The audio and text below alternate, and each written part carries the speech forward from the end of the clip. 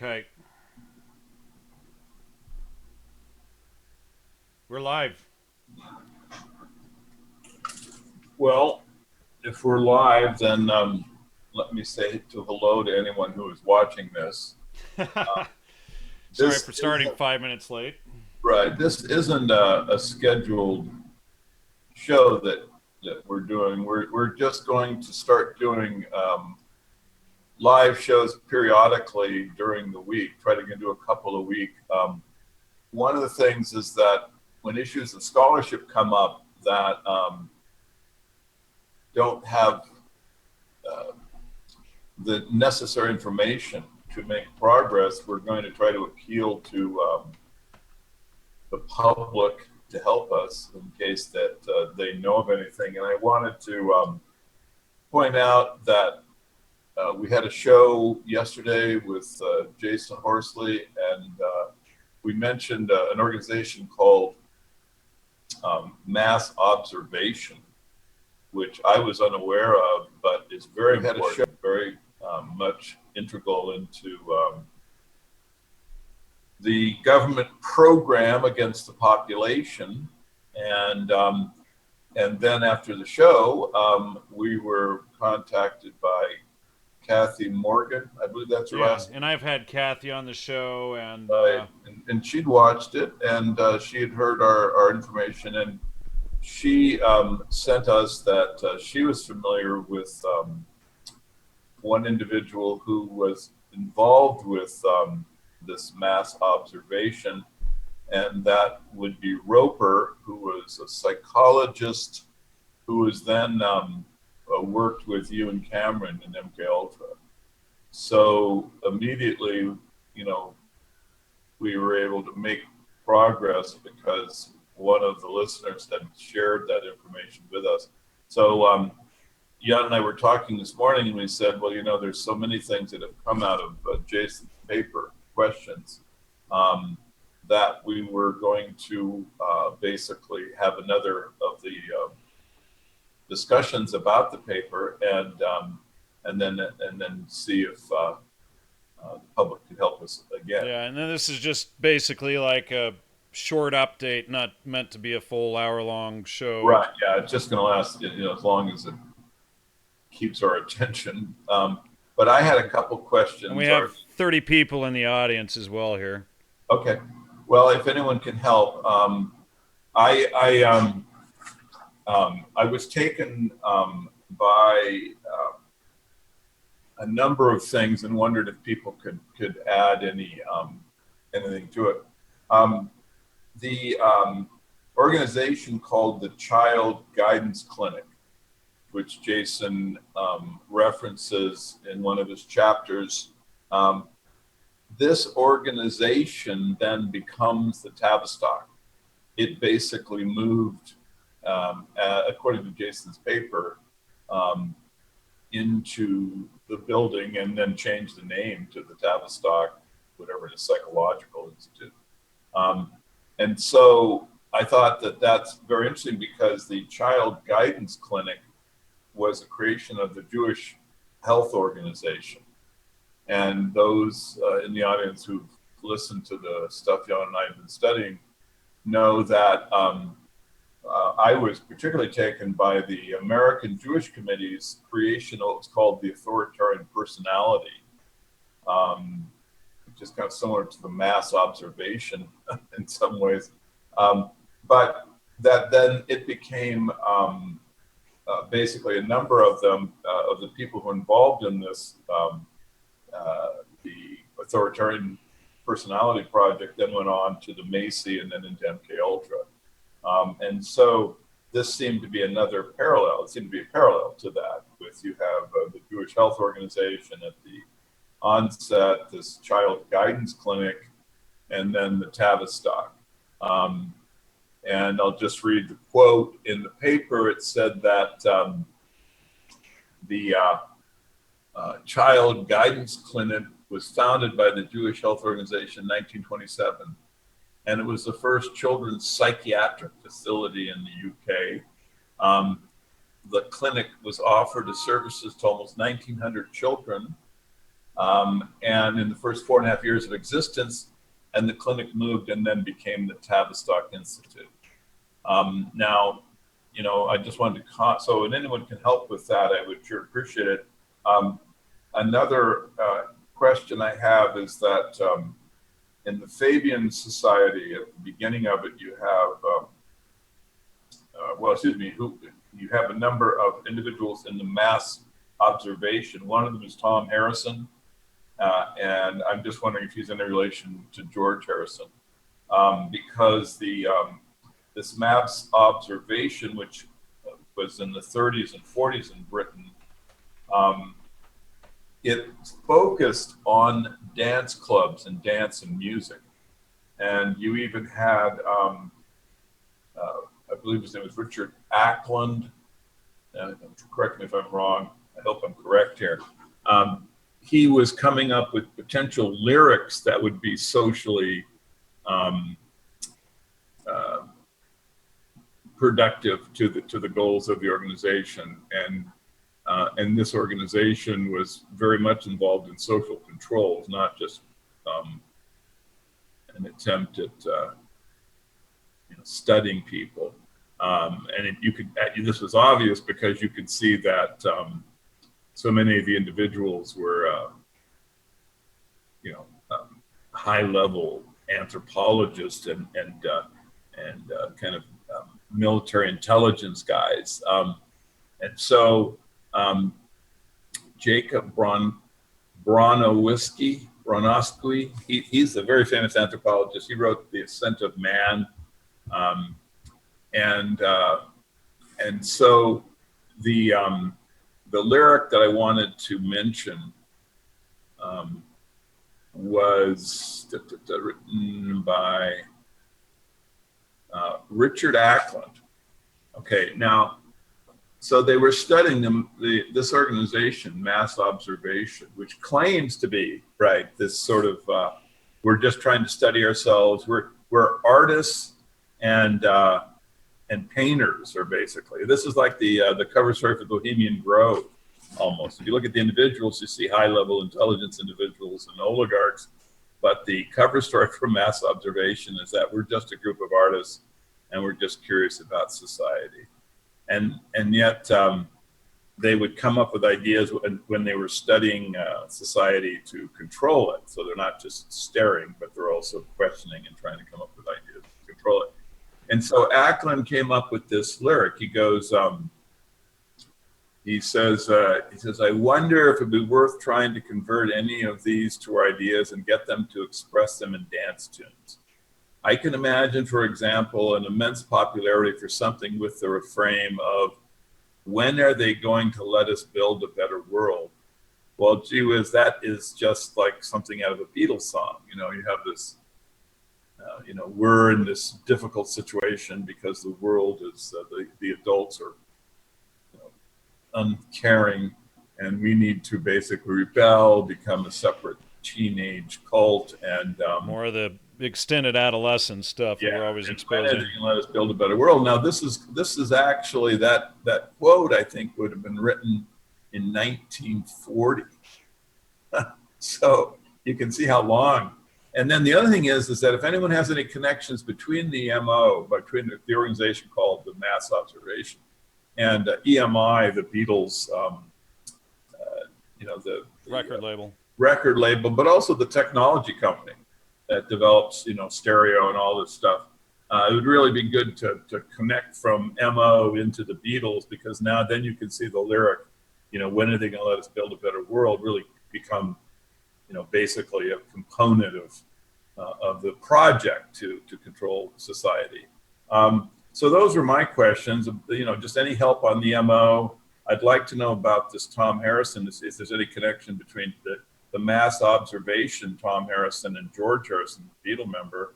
And then if anyone can fill in some details about the Jewish Health Organization's creation of the Child Guidance Clinic, which then becomes a Tavistock, I'd sure appreciate it. And then let me just pull up the brain database here, because I had a couple of points from earlier today.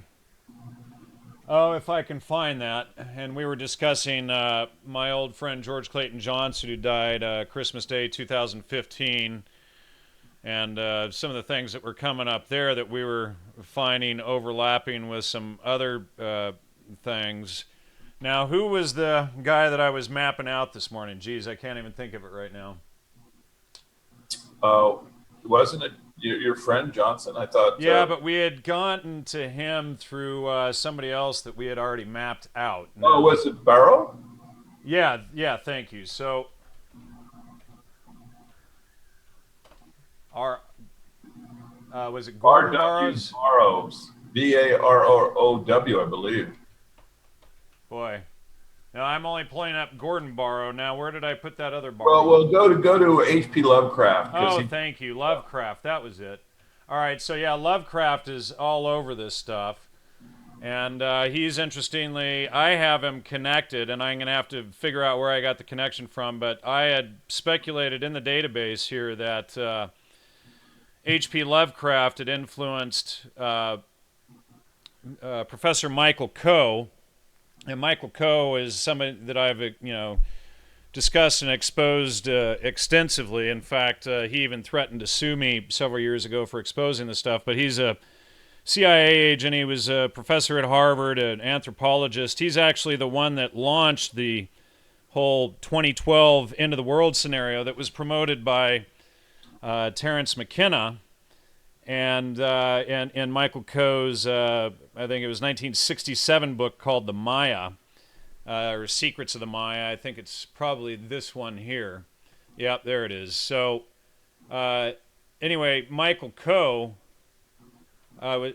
is possibly influenced by H.P. Lovecraft. H.P. Lovecraft was also tied over to Harry Houdini, but this guy Barlow ties immediately back to William S. Burroughs, who's always a hot topic. And so why don't you go into some of the things that you had discovered on Barlow as well? On Barrows? Barrows. Yeah, well, this guy was... No, it's R.H. Barlow. Yeah, Barlow, right. And Barlow, well, I mean, what's interesting about him is that he was a teacher of Mayan culture at Mexico City University, or Mexico City College. And, Kathy is actually in the audience, speaking of Kathy. Okay, hi, Kathy. Thanks for the tip. I wanted to, give Kathy the citation on the connection to Roper and Ewan Buchanan. It's very Kathy says it's a different spelling. Tom Harrison, Harrisson. Okay, so it probably is not a relative. That's good to know. Thank you. Thank you. So that solves that really quickly, and that's exactly what this short episode is for, is to get little bits like that. Yeah. Okay. So then, so Barrow, he is, because of his connection into Freemasonry, I think he comes from that side of the equation. When they sent, and I do think they sent William Burroughs down to Mexico City with Markley. Now, Markley was his intelligence, basically running interference and protection. You're talking about Lewis Marker, I believe. Yeah, I'm sorry, Lewis. Exactly. Yeah. See, this is they get these names. Okay, yeah, so Joe's really good at slaughtering last names, so people just got to give him a break. Right. So Lewis Marker. Wow, the brain database is showing up really cloudy there. I don't know why it's so blurry. There it goes. Anyway, so Burroughs is one of these groups that created the mythology of the Indian shamanic ancient tradition. This is what was sold to the hippies, the youth culture in the 60s. And it had, Gordon Wasson's BS about Maria Sabina and the mushroom. It had Carlos Castaneda. It had Jim Morrison and the Doors and the Rock and Roll Stars. It all had the whole shaman in the desert scene. Shaman in the desert kind of stuff. And then it had Burroughs, and Burroughs goes down to Mexico City College, and then from there the CIC, which is the predecessor of the OSS, or one of the components of it. Actually, it's a little different. But Marker goes with him and runs interference for him. there's actually a description of some guy giving Burroughs a hard time and Marker just, basically wiping the guy out physically. He looks kind of effete and small, but evidently had training in martial arts because he just wiped the guy out. So Burroughs is down there. He kills his wife. He's a pedophile. And he takes his first trip, which is basically the exploration trip, to get kind of set up for what becomes the Yage letter and this whole BS about ayahuasca. But the point is that they went down to study under Burroughs because Burroughs, as far as I can tell, was kind of the seminal Mayan. You mean Barlow, not Burroughs? I'm sorry, yeah, Barlow. They're right in my mind. They're just not as they come out of my mouth. So Barlow he had actual expertise in the Mayan and had been studying them since the early 40s. I think he'd done his doctorate on them. And so when they were developing the kind of the Mesoamerican, the Southern stuff that they were going to try to link into ayahuasca, I think he was kind of just helping William Burroughs create the story. If anyone is curious, you can look at the video of William Burroughs. It's online. It's just a little 5-minute thing where he talks about the shamanic tradition and the Indians and stuff. And I think that a lot of that would have come from his study with Barlow.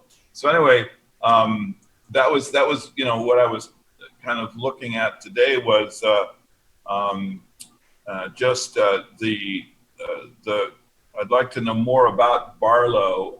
It's assumed he's a pedophile, and I'd like to have that corroborated because when he sent Ginsberg and Burroughs down, to the group that on the trip that becomes the book, the Yage Letters, which is kind of like the ayahuasca's Life magazine article, right? Is what brings it into sure the culture, mixed with rampant pedophilia. Yeah, well, that's the thing is you have pedophilia, and so I want to check to see if this Barlow character was a pedophile as well, because that's such an unusual human, or hopefully, trait, and so it would just really show that there was a kind of malevolent, plan in back of this whole thing.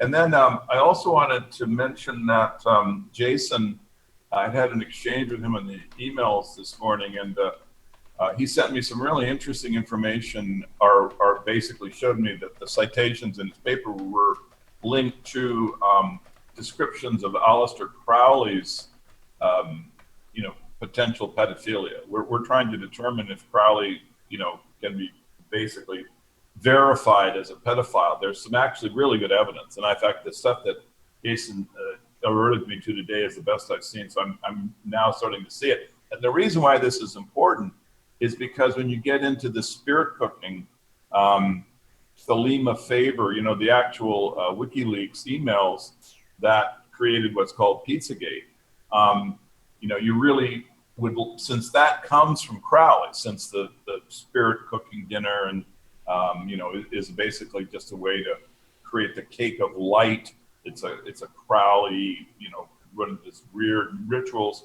And they actually, in one of the WikiLeaks, they actually talk about Thelema Faber. They use the term Thelema. So you can see that this is a group of Satanists, at least as the term is, understood and used in common vernacular, because they, normal people don't have spirit cooking cake of light dinners, based on Crowley ritual, or use the idea of a Thelema Faber. You wouldn't even know what the words mean, unless you're inside the Crowleyan world. So that's why, because it'd be really useful to post Crowley as a pedophile very clearly, because that helps understand this whole Pizzagate business and all the rumors about pedophilia that swirl out of it. Uncle Bingo in the chat says Lovecraft was an influence on both Stanley Kubrick and Arthur C. Clarke. Did not know that.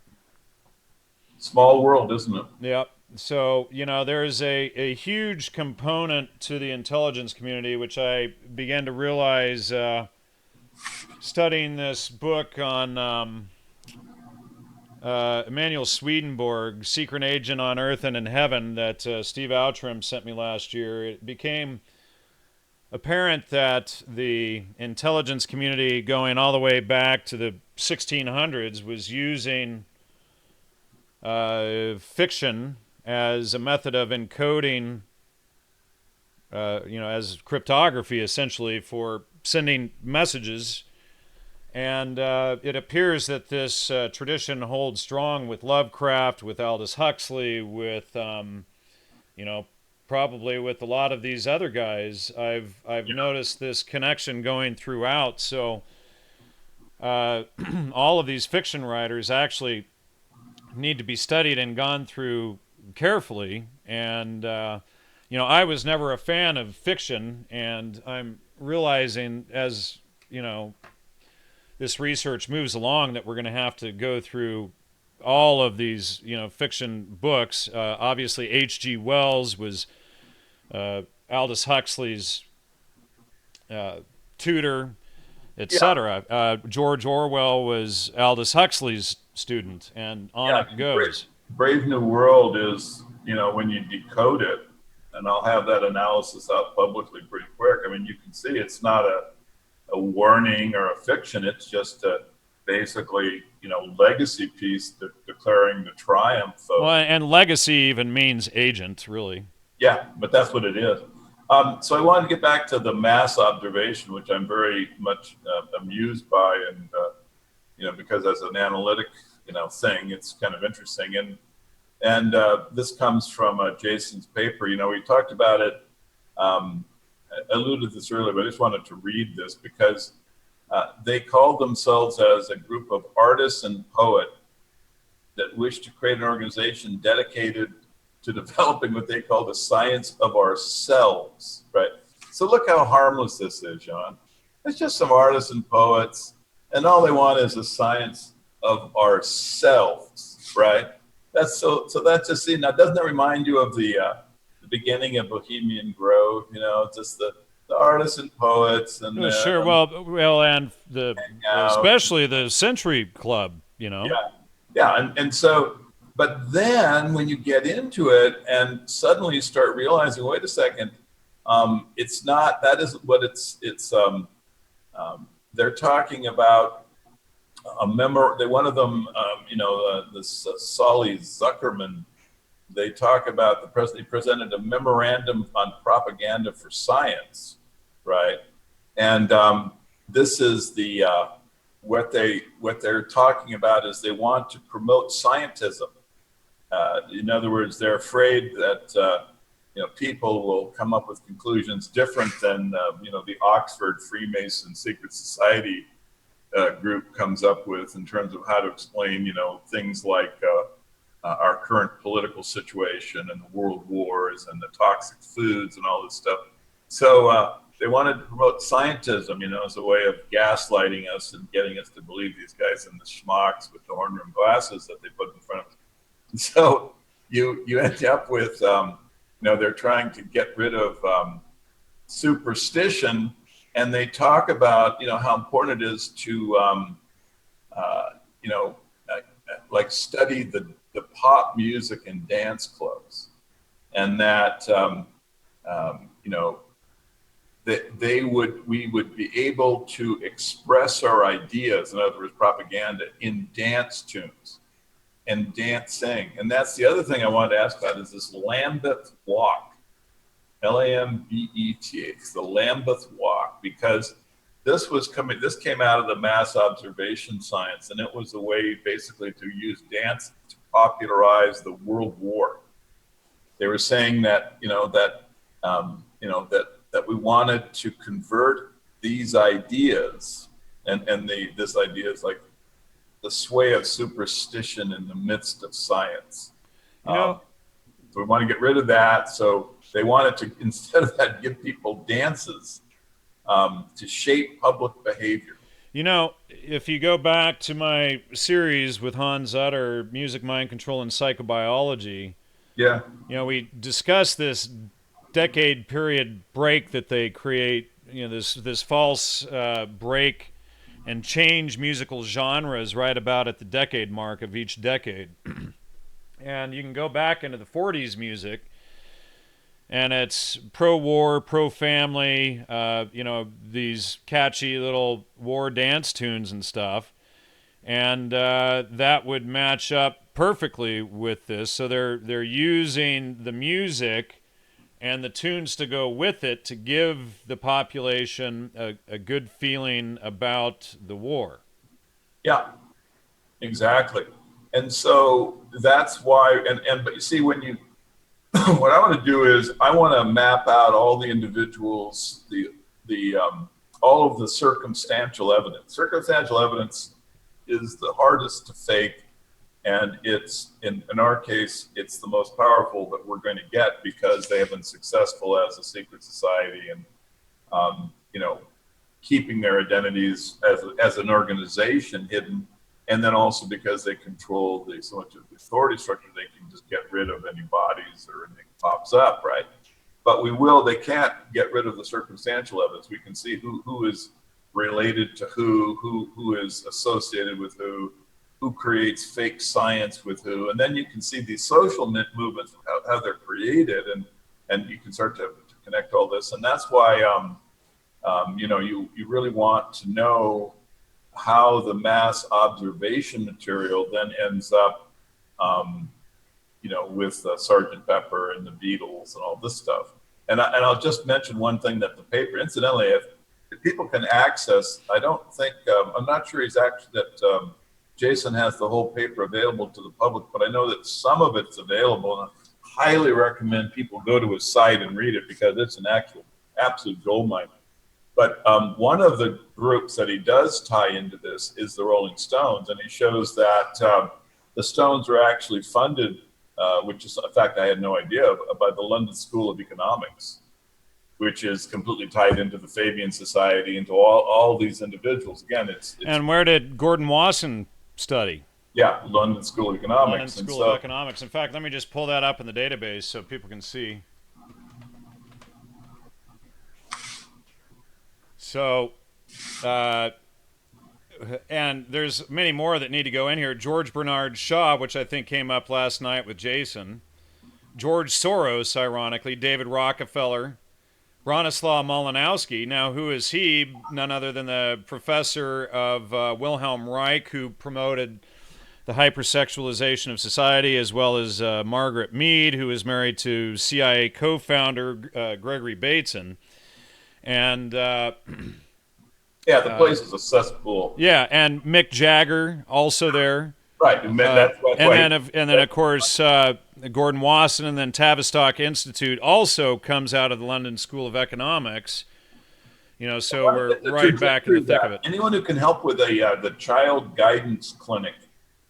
I love these terms, child guidance. Boy, they sure use spin, don't they?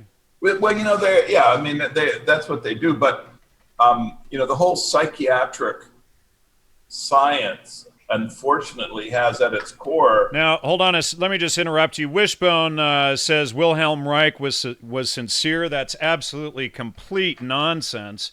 And let me just deal with that here very quickly, because Wilhelm Reich was actually selling the agenda.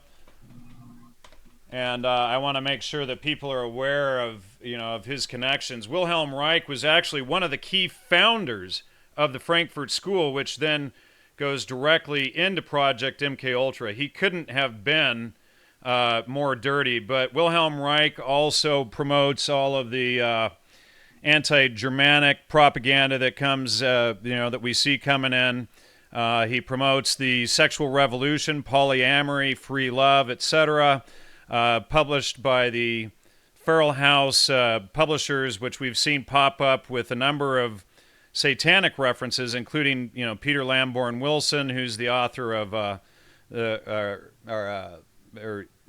he's the creator of the Pirate Utopia and the Temporary Autonomous Zones, etc. So Wilhelm Reich is definitely not an innocent. Go ahead, Joe. Yeah, I would just mention to this individual that everyone on their surface is innocent. No one comes out and says, I'm an agent of an organization that's has malevolence and needs secrecy. They all have a cover story.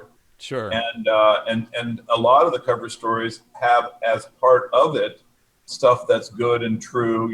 Like Wasson did know a lot about mushrooms, right? And so this makes it hard, to pick out well, who's lying and why are they lying? But if you just look at the body of research that we've created here, I think you can see we've really shown an existence of a malevolent organization. And so then when you start plugging these people, into how the malevolent organization has come to have so much power, political power, power in anthropology, how it dominates these fields of human study. Someone like Reich is just almost guilty automatically. It was sort of like, remember the debate I had about Ken Kesey, and I was just saying, look, once you've established that, MK Ultra was going to create the counterculture, the two facts, that one, that Kesey was an employee of MK Ultra, and two, that he created the acid test where the counterculture really gets rolling in terms of the psychosis drugs. It's just impossible for that kind of a combination of things to be accidental, right? It just couldn't be. So even before you get to the analysis of Kesey's filthy and dirty books like Cuckoo's Nest, with all the Freemason symbols, you don't need to really, have any of that stuff. You can just know he's guilty just by the powerful circumstantial case that's around someone like that, Absolutely. Same true with Reich and Freud and Bernays and Richard Ackland, whoever this clown is, Right. Well, Reich's connection to Bronislaw Malinowski is interesting. I've got Malinowski's work upstairs, but it appears that Reich fudged a lot of the research from Malinowski, and Malinowski was University of Leipzig, Yale. I mean, those are big red flags right off the top. London School of Economics, boom, right there. Weaponized anthropology. And then Margaret Mead studies under the guy, and her husband helps create the CIA. She probably went to school with Wilhelm Reich, and then Wilhelm Reich is selling the same agenda. I mean, you have to... Well, also, remember that Reich basically is a crackpot. In other words, he's got this thing called the organ box. Yeah, absolutely. Okay, so now this is a crackpot. So, but notice that it kind of, promotes the agenda in a certain way, like completely release sexuality. It gives a kind of scientism, to the whole thing, so you don't notice it. But everybody is just sexually suppressed, and they need to go out and have wild sex with lots of people. That'll fix everything. And that's the thing. Like I was looking at. I've read at least a half a dozen of Reich's book, and in hindsight, I'm just floored. Yeah, but see, the absurd crackpot is who is useful to the secret society is a really easy person to identify as someone who's dirty, because when you get Reich with his organ box, it's like, really, is this real science, or is this? I mean, this is just so obviously just a way to kind of create a hypersexuality in the media. He's getting all this attention for some reason.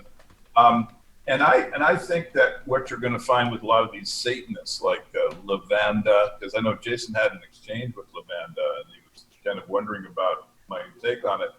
And I don't know the guy from Adam, but I just have this principle that if they're kind of a complete crackpot, like in other words, the idea of like someone who would actually promote Crowley and the Crowley religion and stuff. I mean, unless you were dropped on your head when you're a kid, no one would pay attention to something as ridiculous as the Crowleyan, satanic ritual stuff. It's just completely ridiculous. So, well, or you want to go into the work, the intelligence world. Well, that's the thing, is that you can see there's a useful purpose for it in terms of the media, in terms of like steering people in a bad direction, like the organ box. But it's just like I just look at that stuff. I mean, off the top of my head, as when you get a kind of a crackpot that's getting a lot of publicity and he's ending up really hurting the culture. I would say like Freud falls into that category. Like why in the hell is he getting all this publicity? Why are people paying attention to this? I mean, no one is getting cured by any of the stuff the guy's coming up with. Right. It's a complete crackpot. Why? Where is the science in back of all this? And so, but you just have to assume that these guys are actually part of the agenda. I'm just realizing that Jason Horsley's research in that paper that we're discussing and we've been going through promotes all of this, the study of child sexuality and stuff. Then Reich then comes out with the books to actually, engage these ideas with the public. So, there's. I really hope that Jason, finds it in himself to really expand on this paper and make it into a book. I think it'd be really good for culture, don't you, Jan? Yeah, I think so. And I think, with his leads in there, we could really get down to the core of this whole.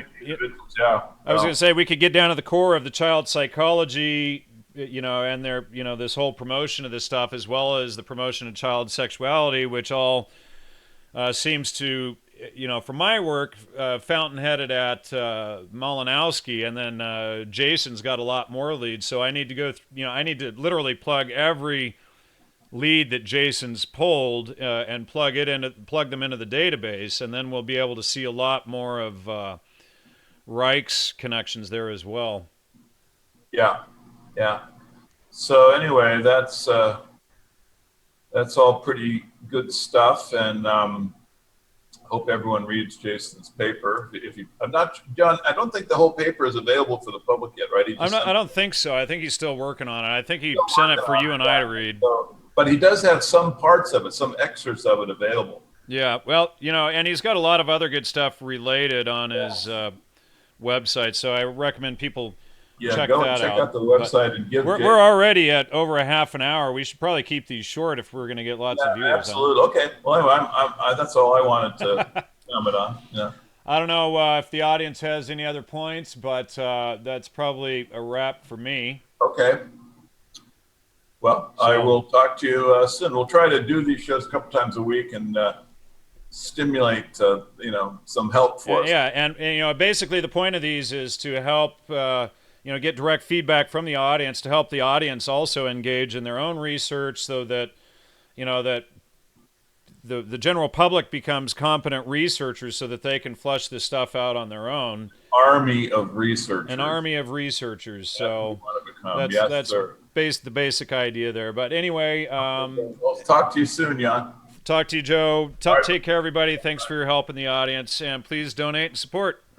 Hey, yeah, go to Caesar's Messiah and hit the donate button. Always appreciate that. And how do they support you, Jan? GnosticMedia.com. There's a big old donate button right at the top. Bye-bye, everybody. Thanks, everyone. Bye. Talk to you soon.